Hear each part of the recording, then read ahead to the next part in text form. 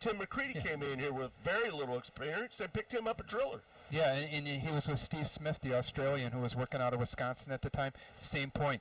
A lot of midget laps, midget guy. So that's really the combination. If you don't know what you're doing, get with a car owner like Keith Coons or some of these other guys that run midgets, 25, 30 nights a year, and they'll get you dialed in pretty quick. I would think, if anything, that Donnie's thinking, well, if that guy with no experience can do it, I can do this. Well, yeah. And, I think it's interesting. Just get back to Larry White just for a second. It seems like those big block modified guys. There's a car that has the same sort of driving style. You kind of drive it off the right rear.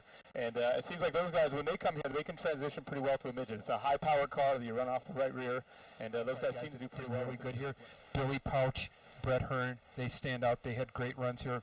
Also, some of those guys have also picked up preliminary night wins. So those guys have adapted really well. And, Larry White did run 78 races last year, so he's definitely a racer. He acts like that's what he wants to do, maybe focus a little bit more on midget racing than